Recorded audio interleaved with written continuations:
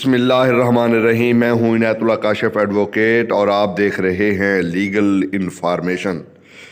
हमारे चैनल पर आगा इमाम रज़ा साहब एडवोकेट, जो कि पाकिस्तान के मारूफ माहिर आइन व कानून हैं, फ़ौजदारी कानून पर दस्तरस रखते हैं और बाइनी ही सिविल कानून पर भी दस्तरस रखते हैं। हमारे चैनल पर उनकी स्पेशल लेक्चर सीरीज़ जारी है, जो कि पुलिस तफ्तीश के हवाले से है। पुलिस तफ्तीश क्या है, कौन कर सकता है, कैपेबिलिटी क्या है, कवानीन क्या है, इस पर मुकम्मल सीरीज़ एक ऐसा लेक्चर बरसगीर में मैं चैलेंज करता हूँ ऐसा लेक्चर मौजूद नहीं होगा। सुनिए आगा इमाम रज़ा साहब एडवोकेट। और फिर यहाँ पर बताते हैं कि अगर मुल्जिम गिरफ्तारी न दे तो पुलिस जो है, पुलिस अफसर जो है, वो अपनी तमाम तर पावर इस्तेमाल करके मुल्जिम को गिरफ्तार करेगा, सिवाय वो मुल्जिमान जो कि सजाए मौत या उम्र कैद के मुल्जिम ना हो। पुलिस ने तमाम तर कोशिश ये करनी है कि उनको इस तरह का कोई गजंद ना पहुंचे कि उनकी डेथ वाक़ई हो जाए। अदरवाइज डेथ हो सकती है उन मुल्ज़िमान की कि जो मुल्ज़िमान कत्ल के मुल्ज़िम हों,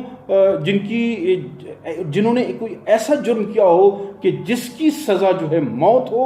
या उम्र कैद हो। इसके लिए जो है लेजिस्लेचर ने इसको नेगेटिवली जो है वो इस तरह से बयान किया है कि nothing in this section gives a right to cause the death of a person not accused of an offense punishable with death or life imprisonment। अच्छा, यानी कि उन्होंने वाजे कर दिया है, नेगेटिवली वाजे कर दिया है। ये फिर कभी हम बताएंगे कि इसमें नेगेटिवली और पॉजिटिवली अंदाज में एक ही बात को कहने का क्या मतलब होता है। यहां पर इसका मकसद बहरहाल negatively nothing in this section से मुराद ये वो ले रहे हैं कि आपने उम्र, एक ऐसा मुल्जिम जिसने एक ऐसा जुर्म किया हो कि जिसकी सज़ा उम्र कैद या सज़ाए मौत हो, तो लाजमी नहीं है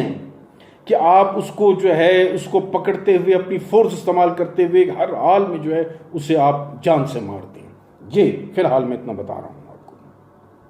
फिर इसके बाद ये बताया गया है कि ट्रायल प्रिजनर्स जो है उनको जो है आप किस तरीके से अरेस्ट करेंगे, उनको किस तरीके से इन्वेस्टिगेट करेंगे, क्योंकि वो तो ऑलरेडी अरेस्टेड हैं, वो तो ऑलरेडी डिटेन हैं, वो तो ऑलरेडी जुडिशल कस्टडी में हैं। तो उसके लिए है कि मुतल्लिका अदालत जो है उससे आपको इजाज़त लेनी पड़ेगी। इसी तरह जो है सेक्शन 47 ये बताता है कि अगर कोई मुल्जिम किसी के घर में रुपोश हो और कोई शख्स या जो सर्च वारंट लेकर आया हो या ऑथराइज्ड पुलिस ऑफिसर जो है वो जाकर उस शख्स को उस घर से जो है वो गिरफ्तार कर सकता है। और अगर उस घर का मालिक या काबिज जो है वो पुलिस को इस बाबत इजाज़त नहीं देता है, तो फिर इस सूरत में जो है वो पुलिस क्या करेगी, वो पुलिस अफसर अगर तो वहाँ पर वो कोई जनान खाना है, वहाँ पर ये बात साबित है, ये बात सामने आती है कि वहाँ पर ख़वातीन हैं, तो वो पुलिस ऑफिसर उन ख़वातीन को ये हुक्म देगा कि आप जो है यहाँ से निकल जाएं। उनके निकल जाने के बाद जो है वो फिर क्या करेगा कि उनके जो है ना बैरूनी दरवाजे और अंदरूनी दरवाजे को तोड़कर, बैरूनी खिड़कियाँ और अंदरूनी खिड़कियों को तोड़कर जो है उस मुल्जिम को गिरफ्तार कर लेगा। सेक्शन 51 जो है ज़ाब्ता फौजदारी का, वो बताता है कि गिरफ्तार मुल्जिम की कैसे वो तलाशी होगी। 52 कहता है कि अगर गिरफ्तार शुदा कोई खातून है तो उसकी जामा तलाशी जो है वो कौन लेगा, उसकी जामा तलाशी खातून ही लेगी और उसमें तमाम जो महज़बाना जो अंदाज है उसको अपनाया जाएगा। 53 सेक्शन जो है ज़ाब्ता फौजदारी का बताता है कि ये असला वगैरह जो है वो पुलिस किस तरह से मुल्जिम से अगर बरामद होगा कब्जे में लेगी। 54 जो है इसी ज़ाब्ते का बताता है कि कब पुलिस बगैर वारंट किसी शख्स को गिरफ्तार कर सकती है। इसमें जो है 9 वजूहात बयान की गई हैं। सेक्शन 54 में 9 वजूहात बयान की गई हैं। मसलन ये कि अगर किसी शख्स ने काबिल दस्तंदाजी जुर्म किया है, काबिल दस्तंदाजी पुलिस जुर्म किया है और इस बाबत माकूल इतलात मौजूद हैं, माकूल शिकायत मौजूद है, उसके अगर कोई नकब जनी का जो है सामान वो बरामद होता है, कोई इश्तिहारी है या कोई फौज से भागा हुआ फौजी भगोड़ा है, तो उसको वगैरह वगैरह उसको गिरफ्तार करने का जो है पुलिस जो है वो बगैर वारंट के उसको गिरफ्तार कर सकती है, पुलिस अफसर गिरफ्तार कर सकता है। इसी तरीके से सेक्शन 55 जो है इसी ज़ाब्ते का, वो ये कहता है कि अगर कोई आवारा गर्द या आदि डकैट्स वगैरह है तो उसको भी जो है कोई एसएचओ गिरफ्तार कर सकता है। वो उसकी उन्होंने कंडीशन बताई है कि ये बताया है कि उसके हुदूद थाना में रहाइश रखा हो और वो रुपोशी की कोशिशों में मुब्तला हो, कि वो अपने आप को रुपोश करना चाहता हो ताकि वो कोई काबिल दस्तंदाजी जुर्म जो है वो कर सके। इसी तरीके से बी कहता है कि पुलिस के हुदूद, उस एसएचओ के थाने के हुदूद में कोई रिहायशी उसका बज़ाहिर ज़रिया मुआश जो है वो ना हो और वो अपने बारे में कोई तसल्ली बख्श जवाब न दे सके, तब भी उसको गिरफ्तार कर सकता है बगैर किसी वारंट के एसएचओ। इसी तरह सी कहता है कि किसी की साख अगर किसी आदि डाकू, नकबजन, चोर की हो या इस बाबत हो कि ये जो है चोरीशुदा माल जो है या चोरीशुदा अशिया जो है वसूल करता है या ये कोई भत्ताखोर है, तो भी जो है उसको पुलिस जो थाने एसएचओ जो है इलाके का, वो बगैर वारंट के गिरफ्तार कर सकता है। सेक्शन 56 ज़ाब्ता फौजदारी, ये जितने मैं सेक्शन बता रहा हूँ ये ज़ाब्ता फौजदारी ही की बता रहा हूँ, तावक्त ये कि मैं इसकी वजाहत न कर दूँ। 56 कहता है कि पुलिस ऑफिसर जो है अपने मातहत को इस बात का वो हुक्म दे सकता है कि वो बगैर वारंट जो है किसी मुलजिम को गिरफ्तार कर ले। उसके लिए बाकायदा एक तहरीरी हुक्मनामा वो देगा, उसमें तमाम तफासिल बयान की जाएंगी और फिर वो जो मातहत पुलिस अफसर है वो मुलजिम को शोकास बाकायदा नोटिस देगा और ज़रूरत पड़ी तो उसको बाकायदा हुक्मनामा जो है अपने जो ऑफिसर है जिसने उसको अपने मातहत को उसकी गिरफ्तारी के लिए कहा है उसको वो दिखा सकता है। इसी तरह सेक्शन 58 कहता है कि अगर कोई मुलजिम इस मखसूस पुलिस थाने के हुदूद को छोड़कर किसी और पुलिस के थाने के हुदूद में चला गया हो किसी और, तो उसको किस तरह से गिरफ्तार किया जाएगा। वो उसका कानून ये है कि अगर मुलजिम की गिरफ्तारी इस थाने के अंदर बगैर वारंट के मतलूब है तो पाकिस्तान के किसी भी थाने के हुदूद में मौजूद होगा, तो यहाँ का एसएचओ वहाँ पर जाकर उसको जो है गिरफ्तार कर सकता है। फिर इसी तरीके से सेक्शन 59 कहता है कि कोई प्राइवेट शख्स जो है किसी को भी गिरफ्तार कर सकता है जिसके बारे में ये पता हो कि इसने एक नाकाबिल ज़मानत और काबिल दस्तंदाजी जुर्म किया है या ये कोई इश्तिहारी है। और इसमें जो है सेक्शन 2 जो है 59 का सेक्शन 2 ये कहता सब सेक्शन 2 ये कहता है कि पुलिस ऑफिसर को अगर यकीन हो कि मज़कूरा शख्स ने, यानी कि अगर कोई शख्स प्राइवेटली किसी ऐसे शख्स को गिरफ्तार कर ले जिसका मैंने अभी जिक्र किया है और वो ले जाकर एसएचओ को पेश करे और एसएचओ को यकीन हो जाए कि इसने वाकई में काबिल दस्तंदाजी जुर्म कोई ऑफेंस किया है, तो वो एसएचओ जो है सेक्शन 54 ज़ाब्ता फौजदारी के तहत उसको दोबारा गिरफ्तार कर सकता है, जिसमें मैंने अभी बताया था कि 9 वजूहात की बिना पर उसको बगैर वारंट के गिरफ्तार किया जा सकता है। इसी तरह 59 का सब सेक्शन 3 कहता है कि अगर एसएचओ को या पुलिस अफसर को यकीन हो कि इसने काबिल दस्तंदाजी जुर्म किया है और ये मुलजिम जो है वो अपना नाम बताने से, अपनी राइश बताने से जो है वो छुपा रहा हो, तो सेक्शन 57 के तहत उसको गिरफ्तार किया जा सकता है। और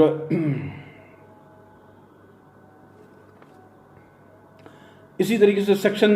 60 जो है वो कहता है कि गिरफ्तार शख्स को मैजिस्ट्रेट या एसएचओ तक कैसे पहुंचाना है। यानी कि अगर कोई प्राइवेट शख्स अगर किसी को गिरफ्तार करता है तो वो मैजिस्ट्रेट के सामने पेश करेगा या एसएचओ को जाकर पहुंचा देगा। 61 सेक्शन कहता है कि गिरफ्तार शुदा शख्स जो है वो 24 घंटे से ज़्यादा जो है पुलिस की तफ्तीश में या पुलिस की कस्टडी में नहीं रह सकता,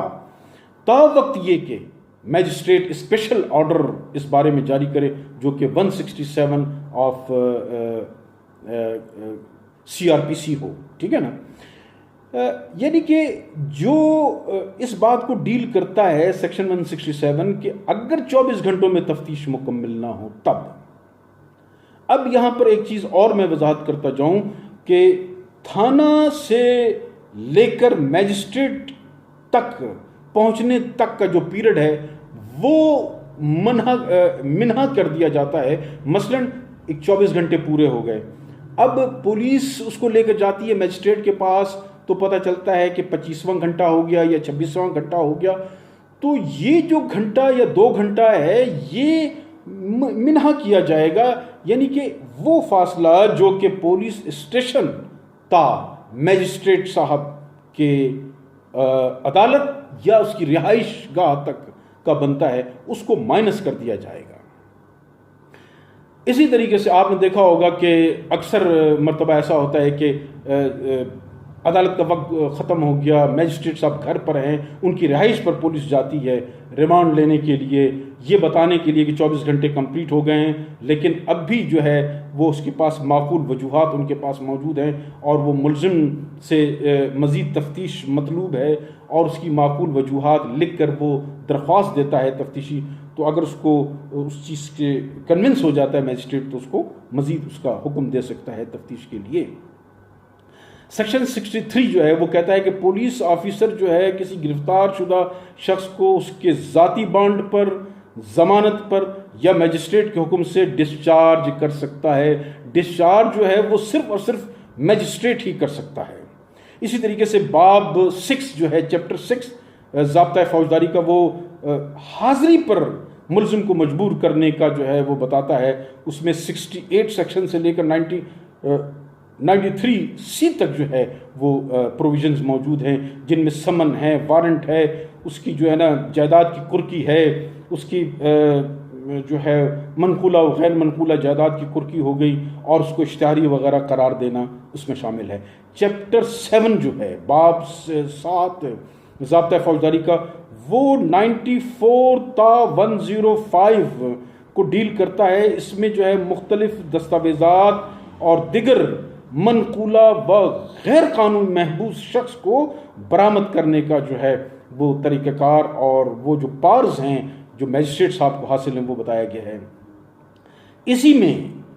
जो है सेक्शन 103 जो है वो सबसे अहम है कि जो कि ज़्यादातर जो है वो तफ्तीश से मुंसलिक है।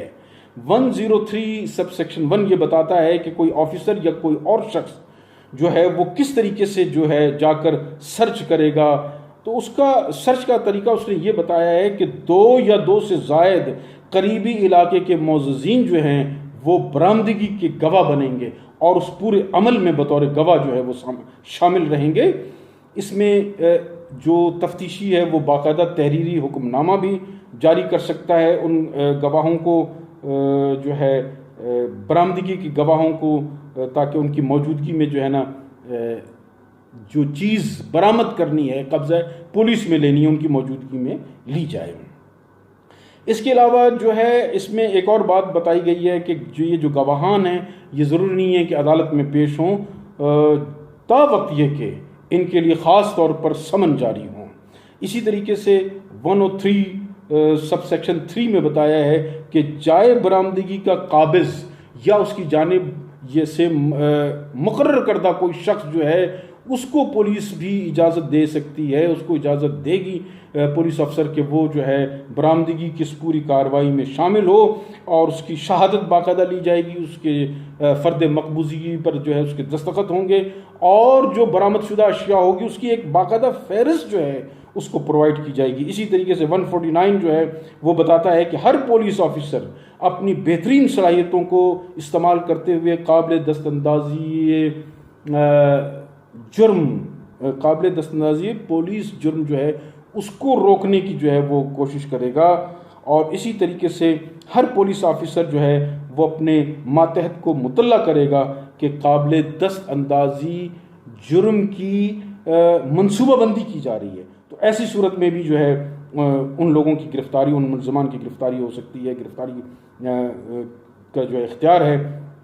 इसी तरीके से सेक्शन 151 ये भी बताता है कि अगर मनसूबाबंदी हो गई है या मनसूबाबंदी की जा रही है तो ये बगैर मजिस्ट्रेट के वारंट के उनको गिरफ्तार कर लेगा। 152 जो है सेक्शन ये पावर देता है पुलिस ऑफिसर को कि वो पब्लिक की मनकूला और गैर मनकूला जो है जायदाद को नुकसान होने से बचाएं। इसी तरीके से सेक्शन 153 जो है वो SHO को बगैर वारंट हुदूद थाना में अगर उसको माकूल वहाँ पर इतलात मौजूद हों और माकूल वजह हो कि उसके इलाके में जाली यानी कि फेक जो है फैब्रिकेटेड किस्म के जो औज़ान पैमाइश जो है वो वहाँ पर मौजूद है, तो उसका वो मुआयना करेगा, उसको सीज करेगा और फौरी तौर पर इस बाबत इलाका मजिस्ट्रेट को जो है वो इत्तला कर देगा, मुतला कर देगा। अब इसी तरीके से हम आ जाते हैं सेक्शन 154 की तरफ कि ये सेक्शन जो है ये काबिल दस्तअंदाज़ी जुर्म जो कोई ऑफेंस होता है उसको जो है ये डील करता है। ख़ास तौर से आपने सुना होगा, देखा होगा कि FIR वगैरह जो हैं,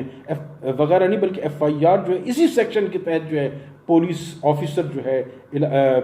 SHO जो है उसके पास इख्तियार है कि वो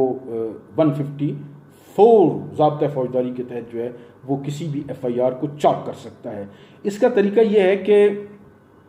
SHO के पास जो है ज़बानी या वो खुद अपनी हिदायत पर कोई तहरीर करे, उसको तहरीर लिखे, यानी कि जो मुस्तगीज़ जाए और उसको जाकर ज़बानी या तहरीरी तौर पर मुतला करे और उसको जो है वो SHO खुद या वो हिदायत देगा अपने किसी सबऑर्डिनेट को कि वो जो है इसको इस